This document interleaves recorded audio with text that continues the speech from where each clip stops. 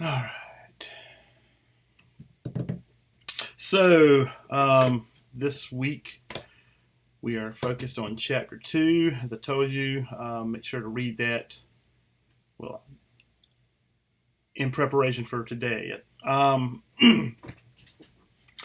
And so that's what we're going to cover. Announcements. Let me see. Is there anything I need to say?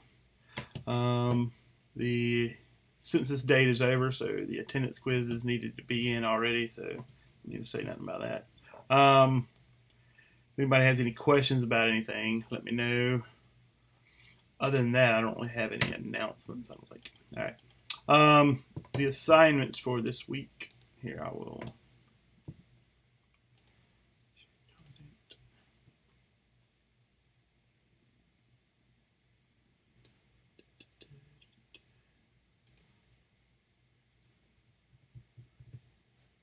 All right. See that? All right.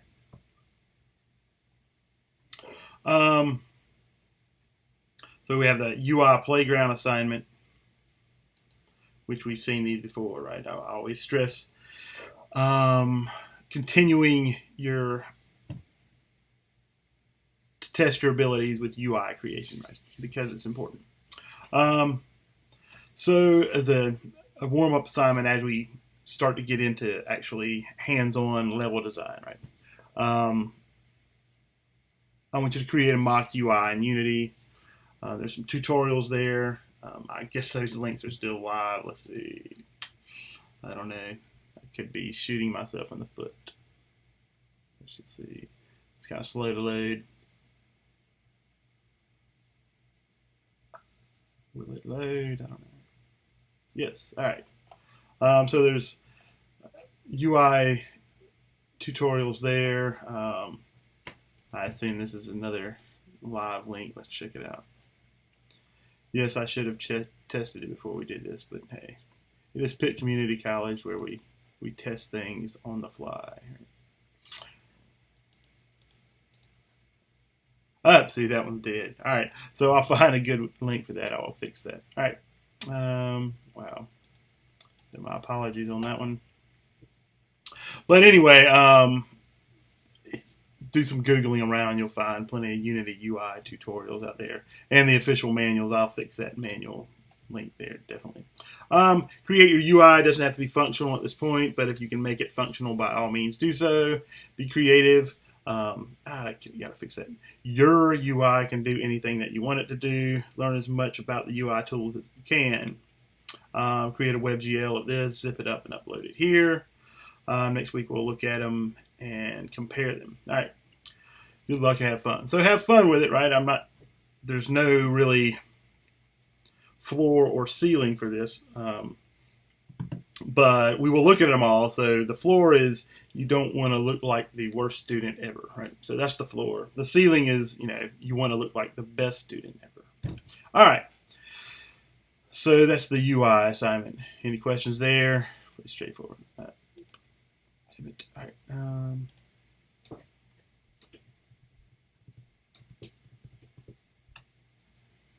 My network is slow as dirt.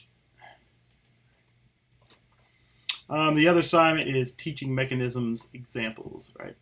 And if you've read the chapter, then this shouldn't be unfamiliar to you, right? At the end of it, and we'll go over all this stuff in a minute. But at the end of the chapter, starting on page 33, read through the game, teaching examples, and give me an example of each from games that you've played or know of. If for some reason you can't think of a game you've played that applies, tell me how you would apply the example in a fictional game that you might create. Right? And the examples are teaching by doing, teaching by example, formal tuition, overt and covert. I want an example of both. And teaching through experiment. Right? If you don't know what any of that means, it means you probably hadn't read the chapter, but we're about to go over it anyway, so we'll do that in a minute. All right. So those are the assignments for the week, right? All right. Anybody else join us? I didn't hear anybody walk in the door. I should be able to. There we go. We are at, no, we're not. We're still at 8. That is a problem, right?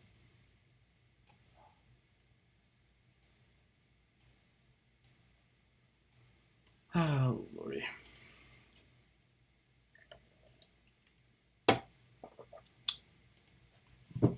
All right, so chapter 2. I'm going to stop sharing that for a minute and share. It's my screen in general, I think.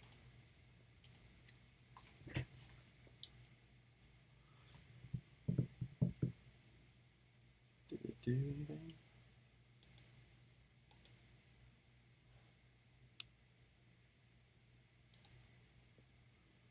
Okay, Charles says he thinks it's laggy for him. Is it laggy for anyone else? Does the audio lag, or is it just video stuff that lags?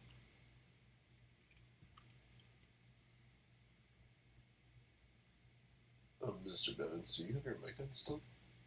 I thought I did. I don't hear you anymore. Check, test, test, test. You can't hear that? Can you hear me talking? What?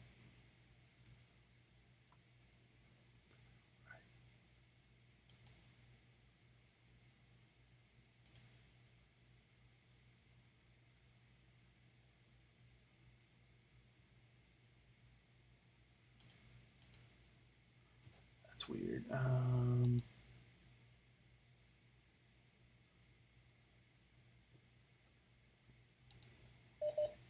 Okay, you hear me now? Yeah, I can hear you now. All right. I don't know how I got muted. That's weird. All right. Oh man. I still kind of hate this whole virtual thing, but anyway, got to do what you got to do. All right. So, and you can see my screen. Yes. All right. I'll let you know when I switch and tell me what kind of lag we got, right? So I'm going to switch to the book right now, all right, on 3, 2, 1. All right, so now I'm on the book. Can you see that?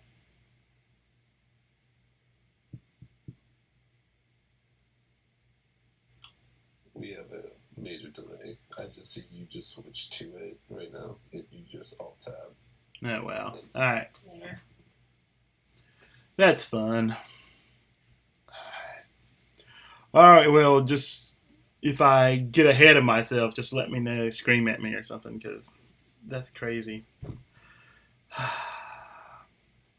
Living out in the country, folks. All right, so the chapter is teaching mechanisms, right? And I told you that it was a really important chapter. Because even though you think, well, what's teaching mechanisms got to do with game development, right? First off, he goes into quite a bit of detail on the history, the nature of gameplay, right? And the fact that all animals play games of some sort, and most of them do it as a way of training themselves for things in the real world, right? But if you think of animals, right, you can get a dog to catch the ball, retrieve a stick, right? Or cats, like let's pretend my hand is prey, right? They love to do that. Or any kind of string, chasing strings, or any kind of thing that can mimic some like a mouse or something, right? So all animals play games, and much of that is, in fact, a survival mechanism, right? So the first part of this chapter is just talking about that games themselves can be teaching mechanisms, right? They can teach real life skills, right? And that is on page 20, right? The first paragraph under survival skills and make believe. Gameplay teaches skills that are important and necessary in order to survive in real life. Right? And I've got this thing over here.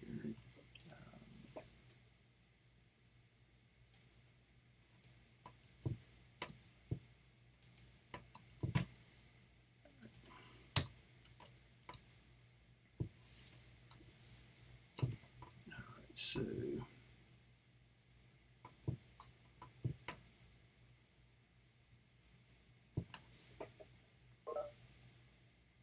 somebody join us?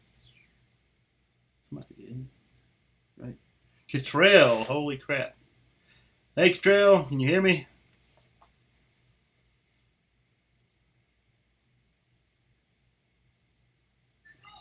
Oh, I can. Okay. Wow. Yeah, try to keep. Sounds like you have a party there going on. Well, I mean, there's a lot of noise behind you. That's what I'm saying. Oh, I feel better.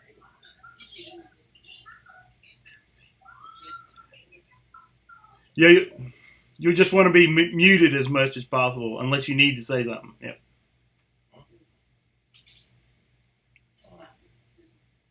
Did you hear that?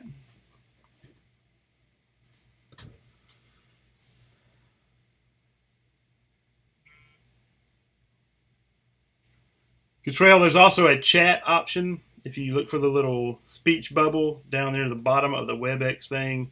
So if you need to, if it's something you can say in text, you can chat it to the group.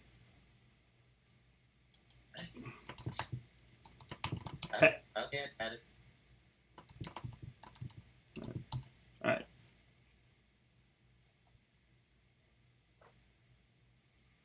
And there does appear to be a major lag, especially in the video. So I don't know what to do about that other than soldier on, right? Um, so hopefully the book is in. You can see the book now. Can you see the book?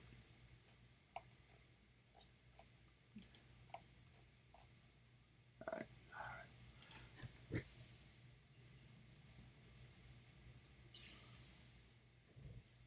Yeah, you're muted now. Yep. All right. Okay. So the quote: "Gameplay teaches skills that are important and necessary in order to survive in real life." Right. Um, and again, he goes into kind of great deal in a philosophical way, talking about how games kind of help us navigate the real world. Right. They teach us real life skills. Right. Um, then he goes on page 21, talks about kind of it seems like an obvious concept, right? That the reward for gameplay is fun, right? We play games to have fun. But even though it seems obvious, right, the whole point of the fun in gameplay for animals is that it encourages them to do so, and that way they learn these survival skills better because they want to do it, right?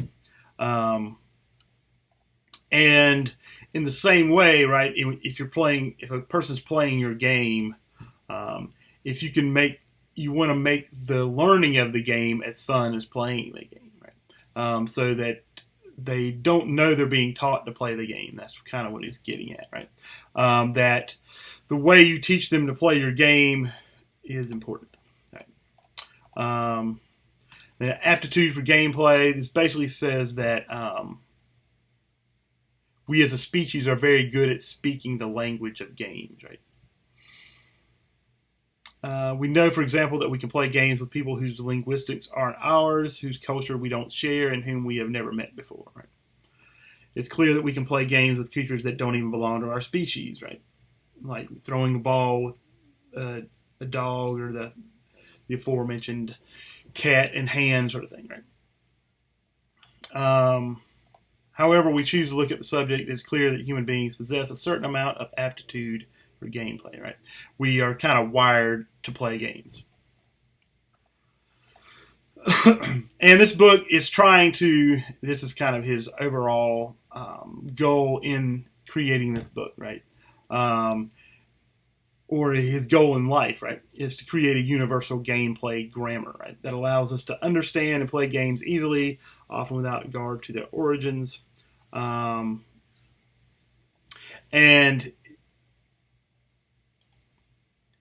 you know, he's thinking of this unified theory of gameplay, but he says it's, you know, it's outside the realm of this book, really. All right. That's one of those discussions you would have at a conference with somebody when you're at the bar. All right. Then he kind of supports it with theories from within game design, right? And from outside of game design, right? Hopefully you've actually read this stuff, but I'm not going to read it all to you. And support from other fields, right? Some researchers and that sort of thing. All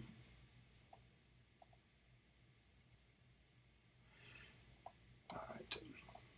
So the concept summary. Let me switch over here.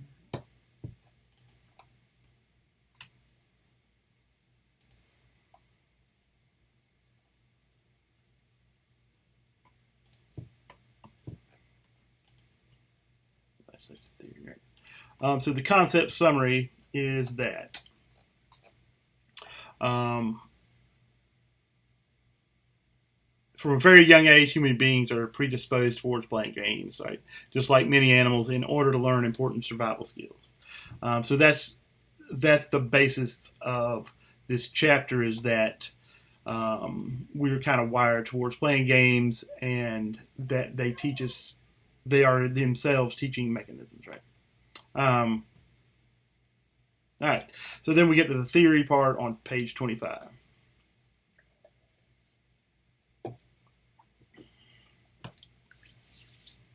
So it said, you know, if we are predisposed to gameplay because it teaches us survival skills, stands the reason that we examine the teaching aspects of this concept further.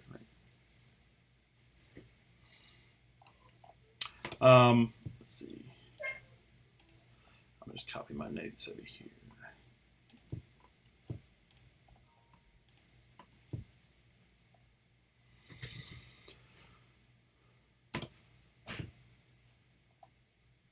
So look on page 26, right? It says, in purely biological terms, a game is an artificial construct designed to safely teach survival skills, and in doing so, rewarding the player with pleasure.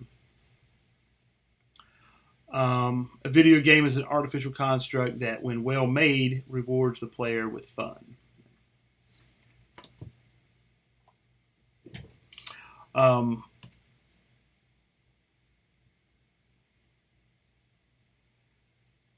So this brings us to the idea that so there's no reason to think that video games are any different than normal gameplay, right? Because most traditional play, as it says on page 26, is about teaching skills and testing the player's proficiency, right? So video games aren't any different than that. So there's no reason to think that video games are any different, and an extension, the same is true for level design, right? So if the game's to teach us how to play the game, then a good level would teach us how to play the level, right?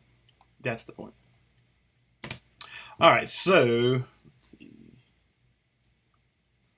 Man, even the chat's really laggy, isn't it? That's crazy. All right. So good level design teaches the player how to play and enjoy the game, right? This is one of the most important concepts in level design, and when better understood, one that good level designers will keep coming back to time after time. It can be used in almost every aspect of level design and can relate the smallest gameplay mechanic to the largest span of levels. So we're going to look at the small number of areas. Look at a small number of areas where this can be applied. Right. The physical rules of the environment, the abilities of the player's in-game character, the behavior of enemies, and the game's reward system. Right.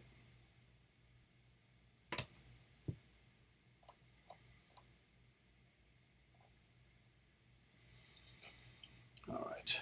So that's where we are there, page 26, right? Um, it says these are all major gameplay areas, and the game as a whole would suffer if their rules were not properly taught to the player. Right. Um,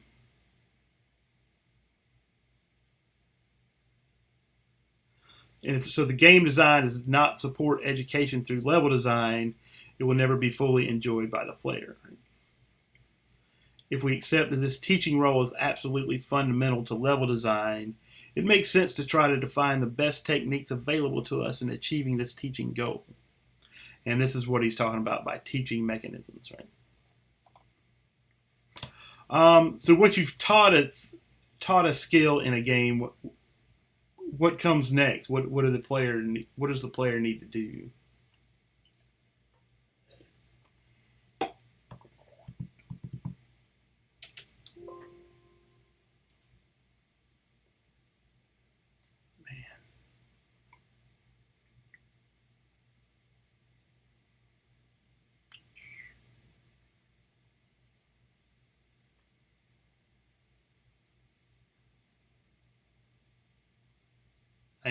I'm not muted, am I?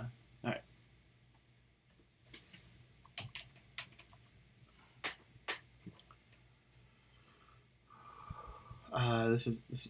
I don't know. I can't tell if I'm lagging that much. All right. Anyway.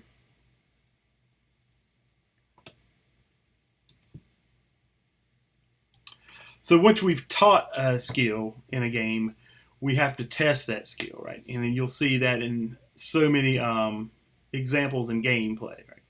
Where the game will reveal this new technique that the players to perform, and then right after that, it gives them a chance to try it out, right? And we'll see different ways of doing that here in a little bit.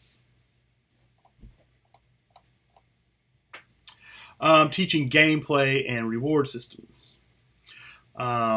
As we know, most games all have some kind of way of rewarding the player for playing well, right?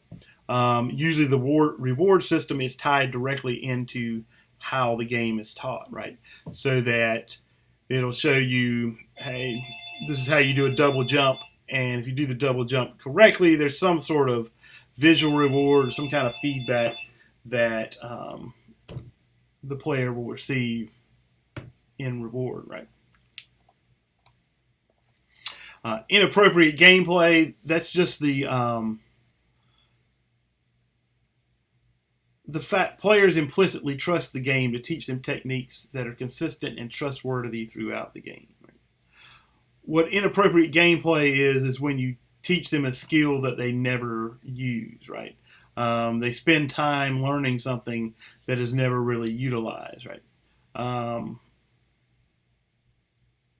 So you want to try to avoid that because people invest their time into learning something in the game, and if they don't get to use it, they will feel cheated, right? So don't do that. All right, so teaching mechanisms in general areas of level design.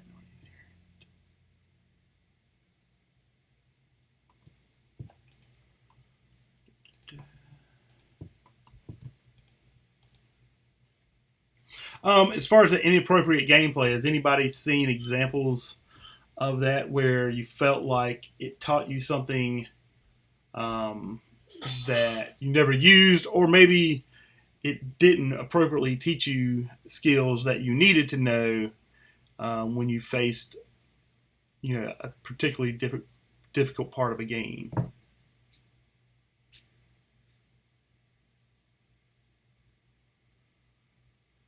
Can y'all hear me? Just say yes or something. Or you can text. All right, that's cool. All right, I just wasn't getting any feedback there.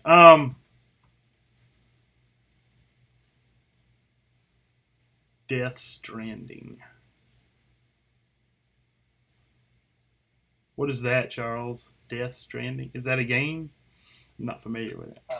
Yeah, that's a game. It was made by Hideo Kojima. It was about Sam Porter, and he was delivering stuff all over the world, and I'm not. Yeah, that's a lot.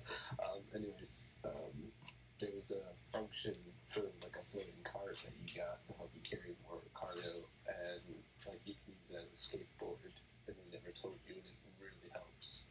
Oh wow. Yeah, that's a great example. Certainly. Yep. Cool. Any others? The only game I can think of is a game called True Crime Streets of LA. Okay. Where they would teach you, you would unlock skill points, and then you can get more powerful attacks. But some of them were so difficult that keystrokes were so difficult to do, and it's just easier to shoot them. Gotcha. So it kind of taught you something that you didn't really use. Yeah, I never really used it. That's cool. Any others?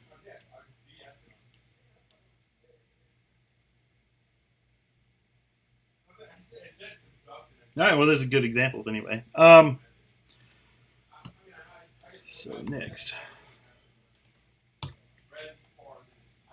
All right. So as he says on bottom of page 28, right, it's impossible to identify all gameplay mechanics and try to find ways to teach them best to the player, right? It's just impossible due to the scope of the task, but it wouldn't cover new genres of gameplay or unexpected gameplay occurrences, right? So here he identifies a number of areas that cover most aspects of level design and deserve a further look, and I've put them in our notes. The game's main goals and rules, right? The abilities and limitations of the game's player character, the physics and scope of the gameplay world, the abilities and limitations of the non-player characters, and success strategies available to the player. Right? And then he goes into a little more depth, right?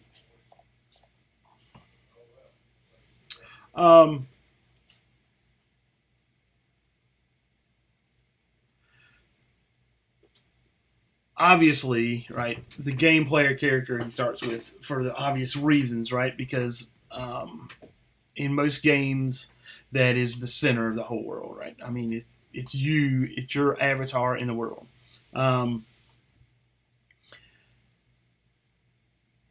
So, of course, teaching the player the limitations and abilities of the player character are paramount importance to teaching them how to play the game, right? All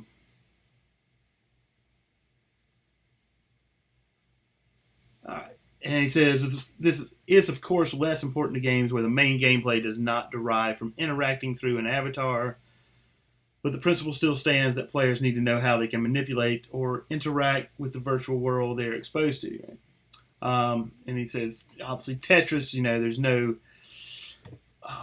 explicit gameplay character in there, but you still have to know how to turn the tiles and to make them drop, right? It's really the only two things, and move back and forth.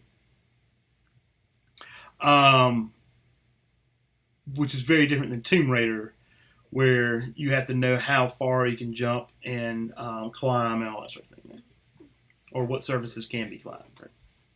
So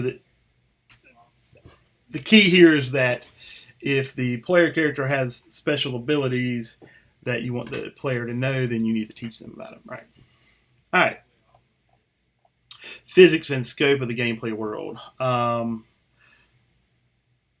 Just as important as it is to teach the player about what the player character can do, how far can he go to do it, right? I mean, what is the scope of the world that he's in, right? And it needs to be established fairly early on where they can't go, so they don't think that they can go somewhere where they can't and then get disappointed, right? All right, so this is important because it gives further context in which to perform actions. In some ways, the game world can be seen as a character in itself. All right.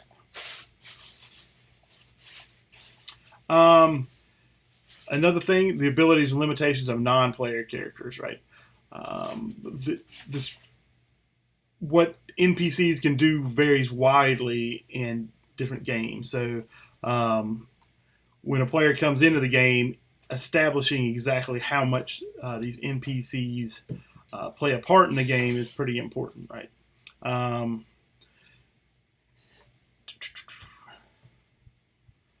And how much AI they have is important also, right?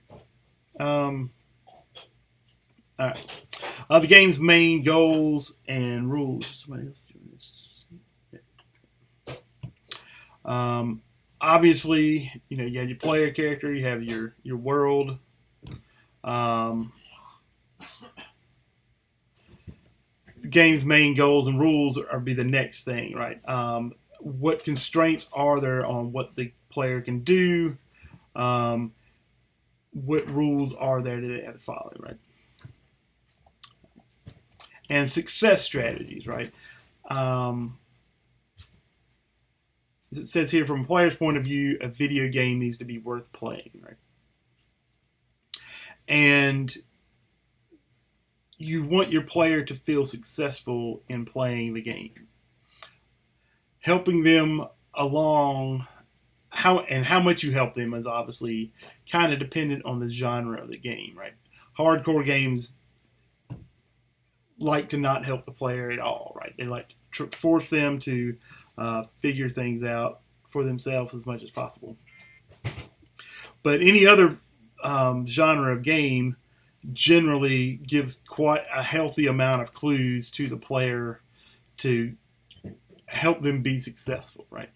So how you do this and how much you do this is can very much determine how fun the game is, right? And whether or not it's kind of frustrating for some players or not.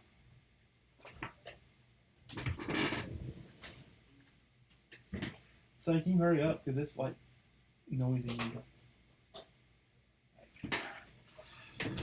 Working from home, fun. All right.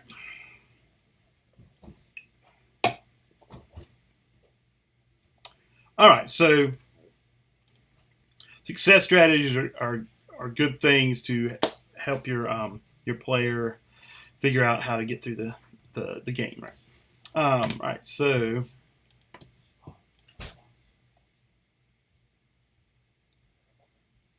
some do's and don'ts.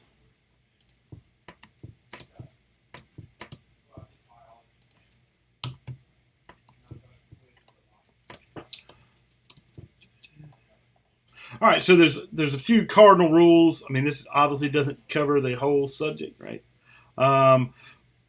But they're not hard rules, as he says. And different genres, especially hardcore games, just for the record, tend to break more of these kind of rules than any other genre, right? And if anybody else can think of genres, after I get through these rules, you think of a genre that doesn't follow them, then let me know. But hardcore games are the ones that tend to break these, right? Anyway, the do's. Teach by practical example, right? Give players a chance to put the things they've been taught into practice as soon as possible, right? Most games will do this, right? Hey, this is how you double jump. They may show you how to double jump, maybe tell you what the commands for are, right? The controller commands for it, and then immediately they say, "Hey, here's a chasm you have to jump across, double jump across it," and they immediately put it into use. That's important, right? Because you don't want them to forget it. The sooner they actually use it, the less likely they are to forget it, right? Positive reinforcement. We go back to the rewarding thing, right? Make sure players are actively rewarded when they pass a skill test or successfully progress through a challenging gameplay scenario, right? That seems to go without saying, but just make sure that you want the player to feel successful. To me, this can be overdone. I often go back to, I've played Clash of Clans. I used to play Clash of Clans in the past quite often. And then I played a lot of games that were like Clash of Clans, like basically reskins and copies of it. And so many of them, their tutorials are just way stupid, right? In that they they reward you for everything. Right? If you click on the screen, you tap on the screen correctly. Hey, you've tapped on the screen. You've made this achievement, right? And or you get the coin. Getting the coin is an achievement, and you get a like accepting the first achievement and getting a reward for that's an achievement, and you get it's this chain of it's kind of ridiculous, right? So much that if they do it too much, I'll stop playing the game, right? So I think you can overdo the positive reinforcement thing in the early stages of teaching a game. I guess that's based on research they've done, though. But for me, it's a little overkill, and they should not do that. Right? All right. Prepare the player fairly. This goes back to I think Brian's. No, that was when a skill he didn't use, but you don't want them to reach a point where they have to use a skill that they haven't learned very well, right? So unannounced or unavoidable instant death traps are generally to be avoided unless they're expected in the game's genre. Again, we're back to the hardcore thing there, right? When possible, teach important skills in a safe environment first. A great example of this philosophy is found in the Half-Life 2 series, right? Make sure the players can comfortably learn the skills they are supposed to pick up. There's no problem with ramping up difficulty later on and providing more difficult encounters. But when first teaching the player how to play the game, the lesson should be forgiving. Did somebody join us?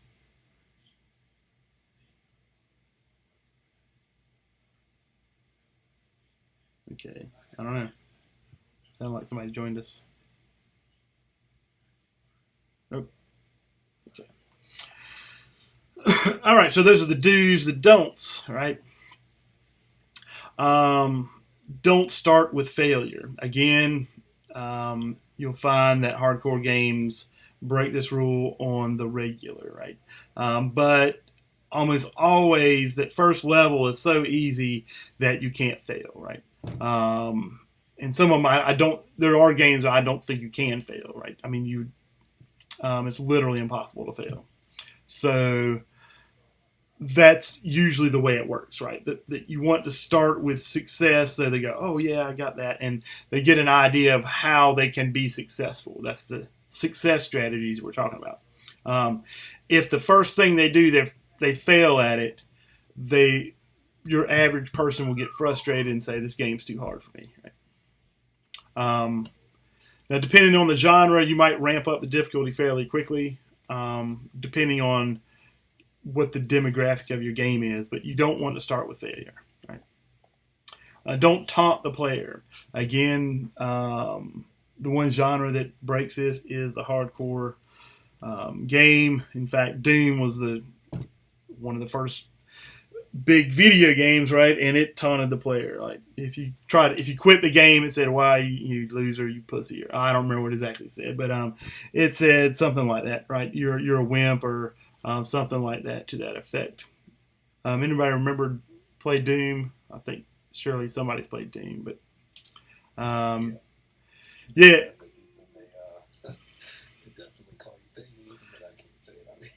Yeah, I can't remember exactly the terminology, but yes, when you quit, they impugn your manliness, I think, or something like that. But that was pretty early hardcore game, and in general, that's not something you want to do, right? But people that play hardcore games, they know that's what they're getting into, and they look for that. But that's the genre where you can do that. In general, you don't, right? All right, so when a gameplay section is supposed to be about teaching play mechanics, make sure the results are positive, even if the player takes a long time to master the skill. Don't shut off a ward pass or use taunting language or employ any similar tactics, as you would just put off those players who, for some reason or another, struggle a bit more than others. You will end up punishing those players who have the most to gain from an encouraging approach. If that happens, you may well lose them completely if they get fed up with the game and put it down for good. And that's obviously not what you want as a game developer, right? Theory summary.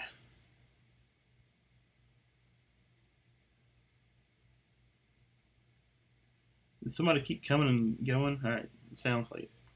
Or maybe, I don't know. There's a direct and useful link between level design and the educational aspects of gameplay. Level design can be seen as a vehicle to teach the player, among other things, how to play and enjoy the game. Gameplay, and by extension level design, functions as a teaching mechanism. The techniques and strategies that can be derived from this conclusion cover almost every aspect of gameplay. There are too many ways to employ this knowledge to focus on individually. This chapter has identified a number of important ones, and future chapters will explore even more. So that shows you how important this chapter is in this concept of teaching the player how to play the game, right? It is really your whole job.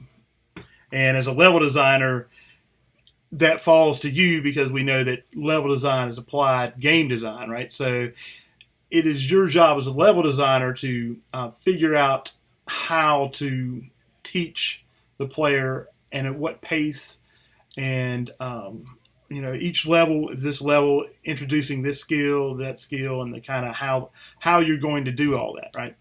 So it's an incredibly important job, right? All right, so now we're to the homework portion of the chapter, and we'll just kind of hit the highlights here. I mean, I'm sure you've already read it, right? So you know what this says, right? But we're going to talk about maybe examples, and if somebody brings something up, I don't want everybody to put what we talk about here in your notes, right? Think about it and be creative, but we're going to talk about it here, right? All right, so example 2.1, teaching by doing, mandatory skill gates, right? The funnest way to learn skills is by doing, right? If it's a skill, it's something you got to do anyway to really do it. And the funnest way of doing it, and probably the most successful way, is to actually do it, right? Because levels often make heavy use of interactivity and player agency to a large degree, this method is very suited to the form, right? There are times when a level designer needs to be sure that the player possesses certain skills or is in possession of specific knowledge. A guaranteed way of teaching the player something like this is by making absorbance of the lesson a condition for progress, right? The two aspects can be combined in a discrete level design scenario that is very useful in circumstances. All right, so game genre, the technique is suitable for any game where the progress can be halted if a game mechanic is not yet mastered, right? Goals to achieve: showcase a natural way for the player to pick up skills through gameplay, actions, and level design scenarios. Make sure the player cannot progress unless they have been taught how to use the new skill. Teach new skills in a controlled setting. All right, so now give me an example of mandatory skill gates in a game that you've played. Go.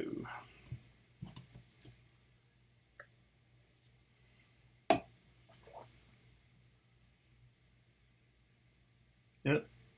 I think I've mentioned it before, but Tiger Woods Golf, you create a player, you have to pass certain checkpoints before you can advance. If you get in a gold standard player that's got higher ratings, you actually start right. Yep, that's a good one. I think you said that in class when we kind of briefly touched on this subject. That's a good one. Yep. Anybody else? Wow. Been a while, but I believe Jedi Fallen Order will make you need a new ability to get past certain points, whether force pull or push, whether it be force push. All right, that sounds like one, from what I can tell. Anybody else? I mean, I don't know if anybody plays the Dark Side games. Like, I'm not the Horseman. The Darksiders? Yeah, Darksiders, yeah. My son has. I haven't played them. Yeah, like, it's a lot of remembering about, like, when you get a new ability from anything, you gotta, like, make sure you gotta remember where everything was or what you couldn't get to, because It's very annoying. It's a lot of running back and forth. Okay, but it forces you to do that. Yeah, kind of. Like, in Darksiders 3, you need special abilities to progress through the story. It's frustrating sometimes. I mean, but if you don't do it, I mean, you just fail, or does it actually force you to learn them before you do? Because this is kind of a very specific thing here, where it's not kind of right. I mean, it's like you can't progress until you've done this thing. You know what I mean? Like, you needed the blue flame ability it's basically like a triple jump, and you needed that to get higher to this like ledge or something like that. It's been a while, but yeah, they force you to get these abilities so you can progress. Like, they make you do it. Okay, that's cool. Man, that does sound like it then. Cool. Let's see. Jacob says Cuphead. You have to do a mini obstacle that shows all the basic moves before you can go into the first level. That's cool. Yeah, that sounds like it too. Yes. I would use Meat Boy. Meat Boy does it at the beginning. It was basically a level by level thing, right? It teaches you all the kind of basic skills you need to. I mean, the very first one is the run and jump, right? The very first level, and you have to do the level. If you don't learn run and jump, you don't get past the level, right? So it uses the level itself as the gate, really, because if you can't learn the skill, you can't pass the level. So, but they teach you that they show you what to do, and then they let you do it. But if you don't do it, you die over and over and over again, which is what you do in Meat Boy. If you've never played it, you should. Didn't finish it, but it was cool. All right, so Castlevania Lords of Shadow. Every time you get a new item, you have to use it to progress further. Cool. All right. Further notes, this technique is extensively used in the Zelda games. Upon the introduction of a new skill, the player is typically confronted with the use for that skill close by. God, I hate the phone. All right.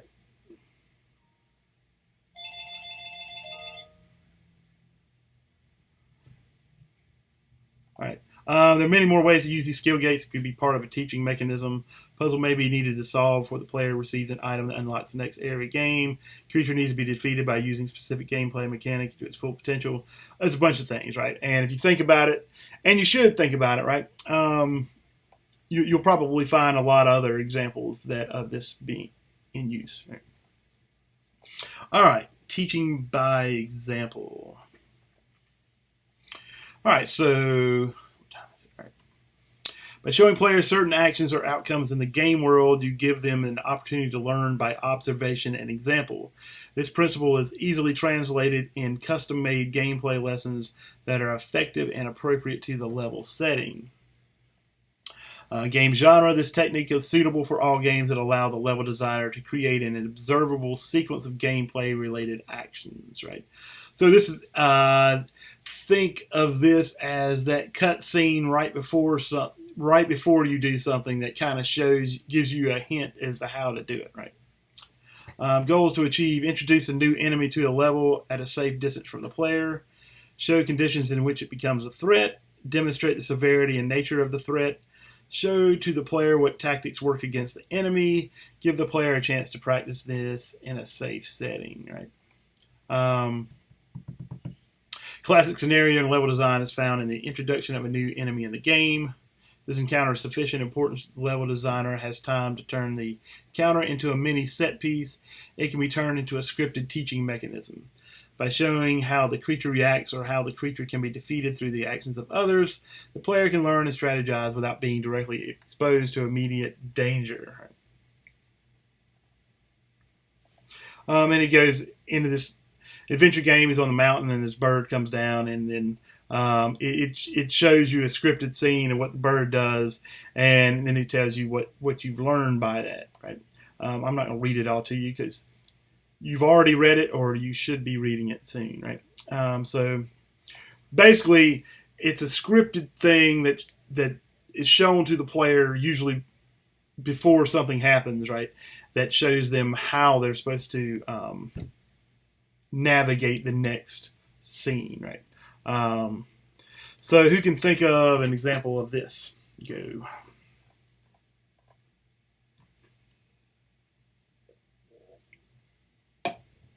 Anyone?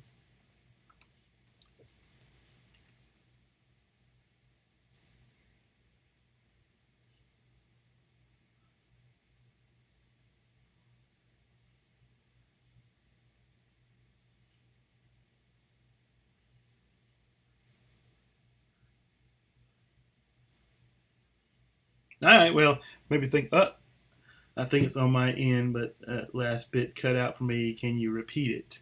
Okay. I'm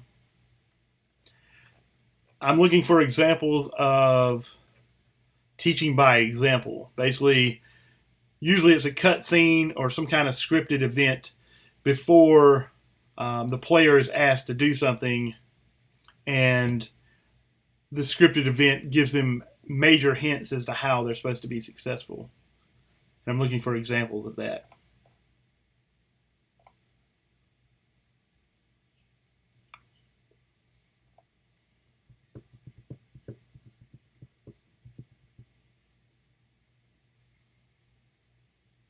All right. Any Pokemon game where the rival helps you catch your first Pokemon? That's good. Anything else? I have one in mind, but I'll wait till I have at least a couple. Well, or if I'm sitting here in silence for a couple minutes, I'll probably tell you. But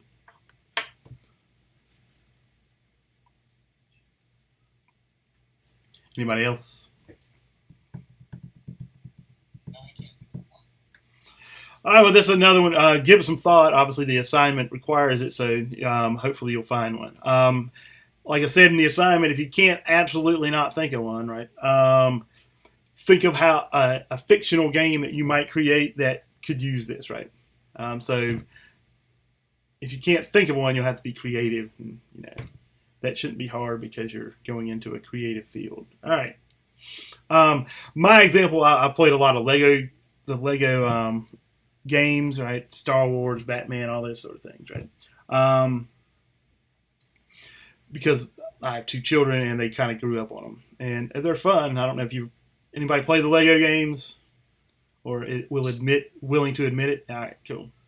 They're really fun games, actually. They're even as an adult, I think they're fun games. But very often, before when you encounter a boss, they will very often have a cut scene before it that usually, if you watch it closely, will give you a lot of hints as to how you're supposed to beat the boss. And that's that's my example, and I think it's a really good one. Anyway. Oh, okay. I can think of an example now. Okay. Mike Tyson's Punch Out. Okay. Specifics. There's one, I don't know the names of the fighter. There's one where you do this, he tries to throw an uppercut, and you do this, and you hit him in the jaw, and you can just blow down. Okay. Keep him back in his power. Cool. That sounds like one. Awesome. Then example 3, formal, tuition, overt, and covert. All right. Tuition being a big word for teaching, right? What does overt and covert mean?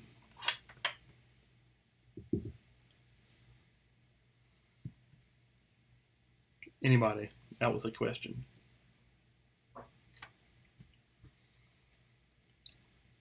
Where have you heard covert? Covert being secretive. Exactly, right? It's not explicit, right? It's not in your face. It's undercover, right? In fact, cover's in the word, right? Undercover, covert. Yes. And overt would be probably what? The opposite of that, right? So it's in your face and out in the open, right? So overt tuition teaching, right, would be, hey, you're in a game. It's kind of tearing down the fourth wall, basically. It's admitting that, hey, we know you're in a video game. We know you're in a video game. We're going to teach you how to play this game, right? Covert is when it teaches you without expressly revealing that it's in a game, right? It's without breaking down that fourth wall, right? So both are valid, right? And I mean, I think it'd be argued that if you can do it in a covert manner, if you can do it without breaking the fourth wall, it helps keep that the sense of not breaking their sense of whatever. I can't come up with the term. Y'all got it. Lordy, their sense of immersion, right? And I just had to read the book. All right, it keeps them immersed in the game if it can be covert, right? But there's times when it has to be overt, right? So, who can give me examples of either one, right? Because in the assignment you got to give me an example of both, but and the one they have in here is my favorite covert one actually. But anybody? I mean, it's like Cooper games. They're all about stealth and being sneaky. And which do they use, overt or covert? Covert. No, I'm not talking about the game itself. I'm talking about how they teach you the game.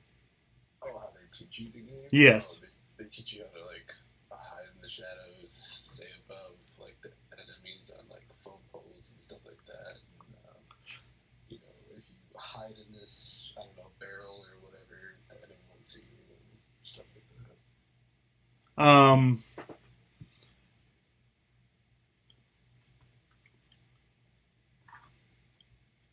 Do they explicitly is the tutorial like, hey, this is the tutorial, or is it kind of wrap it up into the story? That's the difference here between overt and covert. Yeah, my bad. You know, they wrap it up in like the first mission. They basically, it's like all basic stuff, and then you just continue with it. Got you. All right, so that sounds fairly covert. Anybody have another covert or an overt tutorial?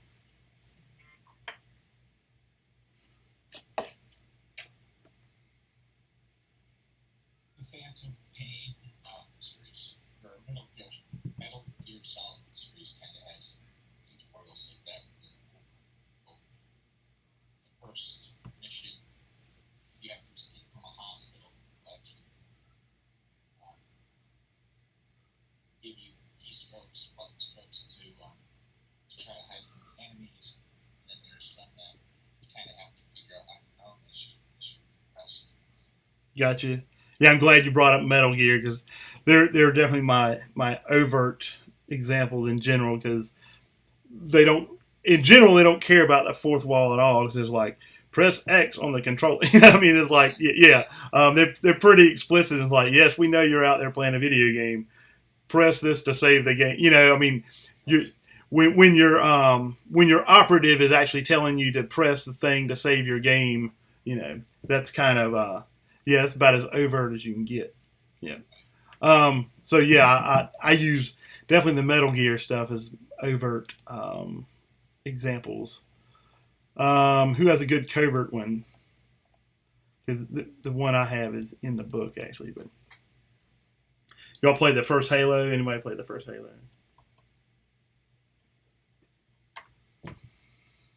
Combat Evolved.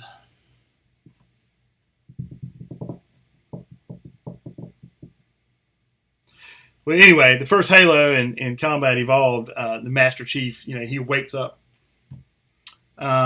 from this, you know, cyber sleep kind of thing, you know, extended stasis sort of thing, and you know, you wake up and you're in first person, and it says, "Hey, you're groggy," and it's like, take a minute to orient yourself, right, and it gives you the choice of having your your your y-axis either reversed or normal, right? And so it says look up, look down, and you use your joystick whichever way you would intuitively do that, right? And it remembers that, right? And it actually it sets up your y-axis based on what you do with the controller, which is kind of cool. But it says look right, look left, and then it teaches you how to the basic controls of the game without actually telling you that you're controlling the game, which was pretty cool, I thought. And it was definitely one of the more covert tutorials I've seen. Right. So if you hadn't played the first Halo, I would suggest it. Even though getting out of the ship drove me mad because, I have this high tech AI in my ear and I'm getting lost in my own ship. That was kind of frustrating. But I still think the lack of mini map in Halo is retarded. But what you gonna do? All right. So other classic covert tutorial teaching scenarios occur in games that use an obstacle course for in-game training of operatives. And there's a bunch of the first-person shooters that do that. I know I've played a few of them. They have some kind of obstacle course that seems like something you would maybe see in a training course for an operative, and it makes sense within the game, so it's covert in that respect. All right, teaching through experiment. A very pure and natural way to discover abilities and other things is by experimenting with things. Playful experimentation is a cornerstone of education, not only for children, but for adults as well. This method can be used to much effect as it tends to produce very enjoyable results. Game genre, this technique is very suitable for sandbox games. Additionally, it's a very useful technique when there are multiple uses for a game object. Goals to achieve: create a situation that allows for self-taught gameplay skills, and create an environment that encourages experimentation. All right.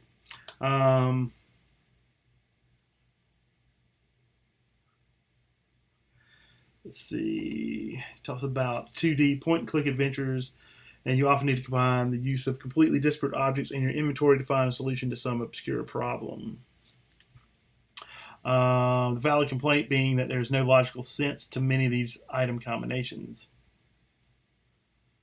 Those games do highlight, however, that it is fun and rewarding to find uses for things through experimentation.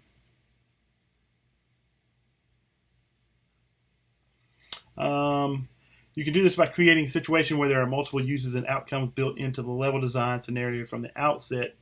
To do that, we take a number of desired outcomes and characteristics and use them as the building blocks for our level design scenario.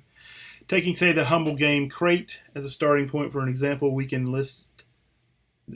Taking, say, the humble game crate as a starting point for example, we can list a number of ways in which this can work. We can say, for example, that the crates can block NPCs, be stood on, be climbed, be stacked on top of each other, be pushed over, be moved about. Right. So crates are something that in games that use crates, you can experiment with all sorts of ways of using them. I have a great crate example, but I'll wait till I hear your examples on experimentation. Teaching through experimentation. All right, go.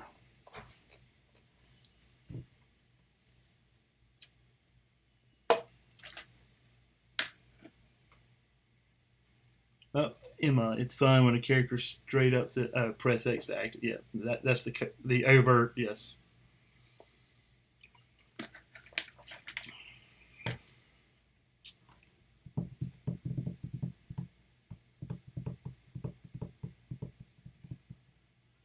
Anybody, experimentation, teaching through experimentation.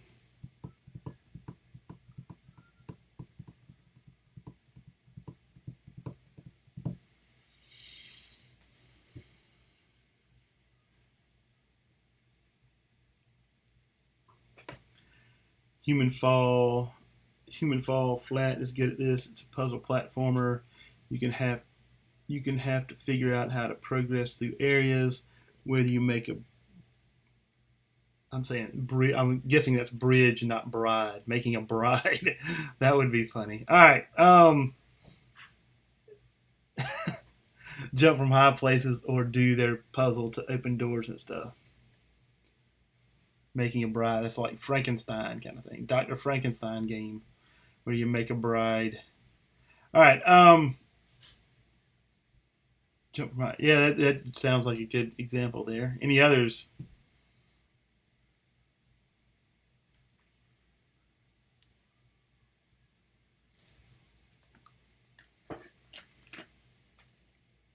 Anybody play sandbox games?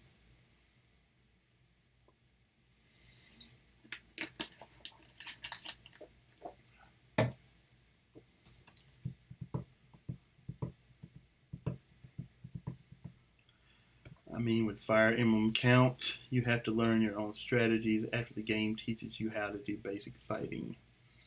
I haven't played that. It sounds like it might fit. If you have to experiment. Anybody play Magica?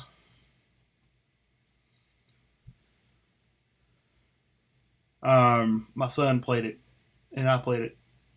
And you had the elements, like the four elements, like fire, air, earth, and wind. I think it was, I believe.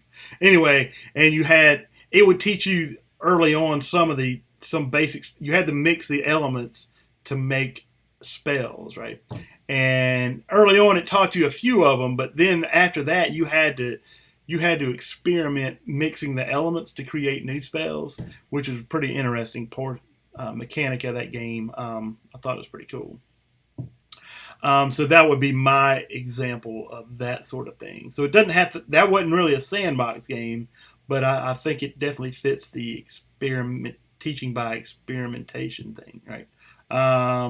Anybody else have an idea there? It's been a while, but Katie, or who's coming in?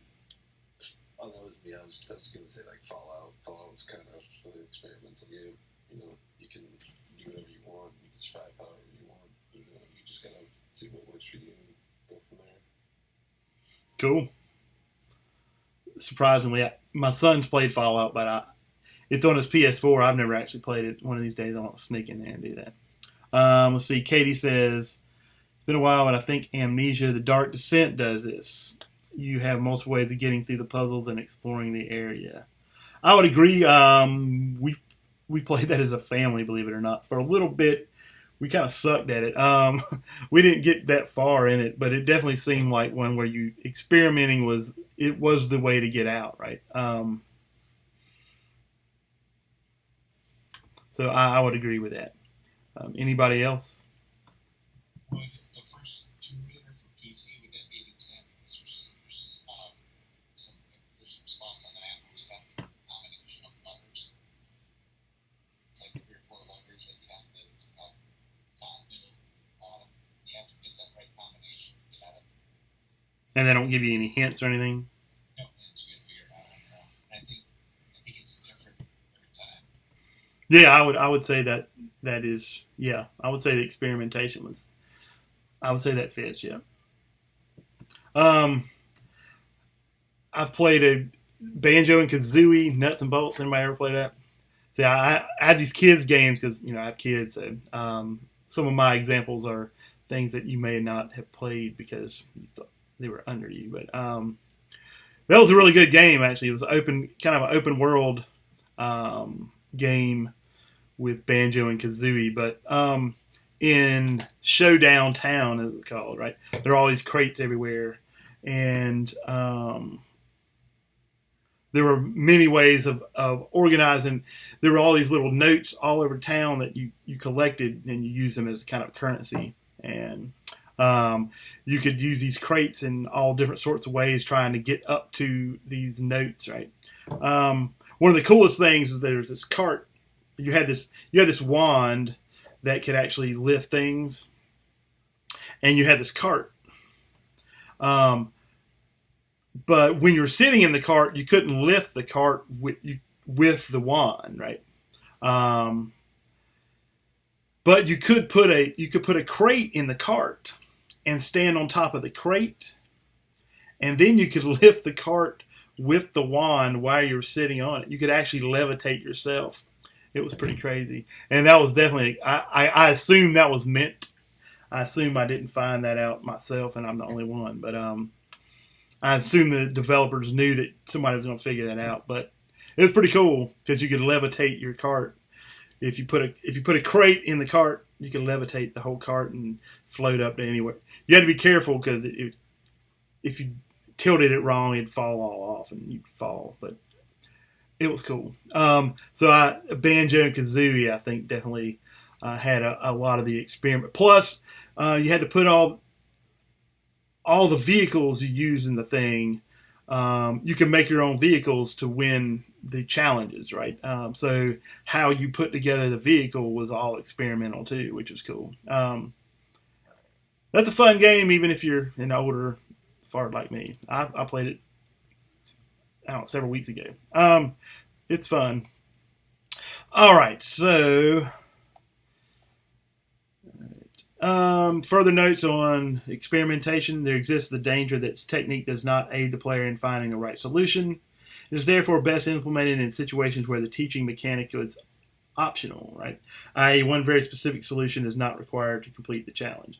Banjo-Kazooie is that way, right? I don't think you don't have to collect all these notes. And you probably don't have to levitate your cart to win the game either, right? You probably get to them other ways. So that is important.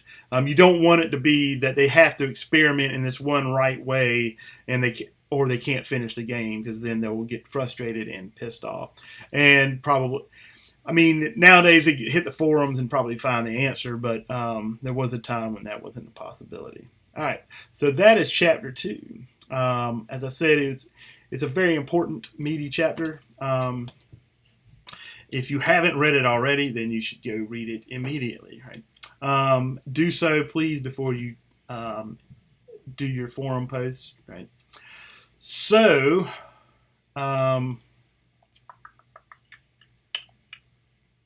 that's really that chapter. Let me see if there's anything I need to follow complete here. Nope. All right.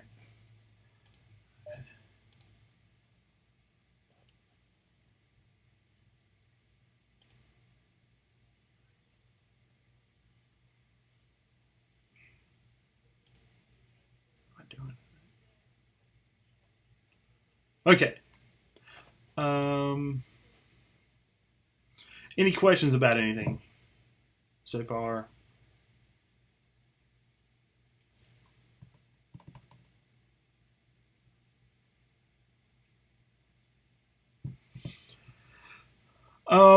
What I'm going to do, this has been recording, right? So I will, yes.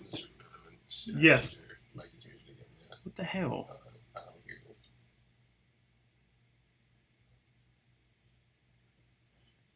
It doesn't say. Hello? That's. Can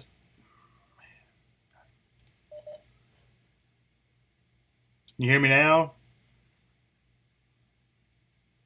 All right. Yeah, we hear you now. All right. What's happening there is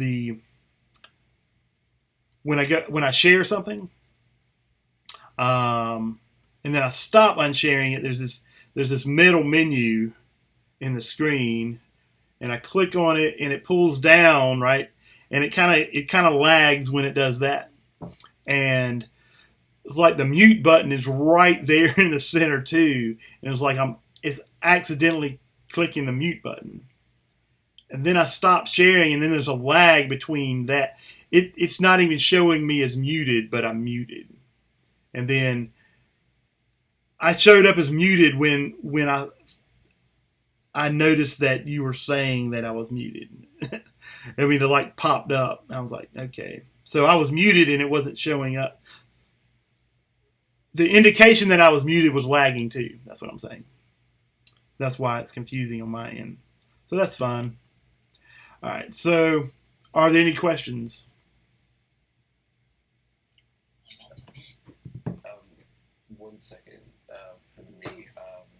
said a forum. I'm looking on the page. I don't see the forum right now. For this week, the week thing. You're saying forum? Yeah, forum. Okay, let me look. I thought it was You there. can see the assignments, the teaching mechanism example.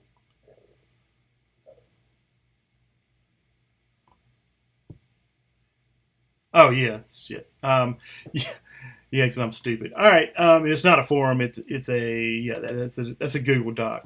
Some reason I was thinking it was a forum. My I misspoke, man. Yeah, I was thinking it was a forum. It's not. It is actually a Google Doc that you will give me examples of all of those teaching mechanisms. All right, so that was my fault. All right, any other questions that involve my stupidity?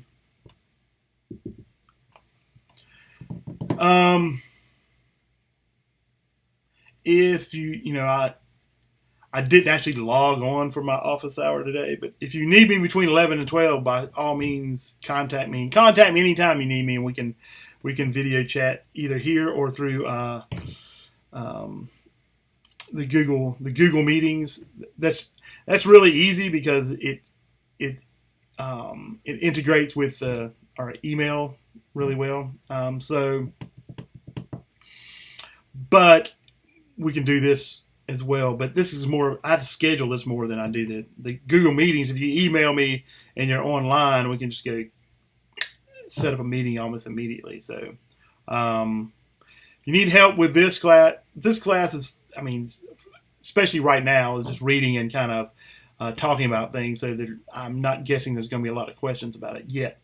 But if you have questions about the UI, right? If you're trying to do something with UI that you don't understand, let me know, and we can deal with that. But try to be as creative with the UI as you can, because a good UI, that is how the user interacts with your game, and if it sucks, you'll hear about it, right? So you want to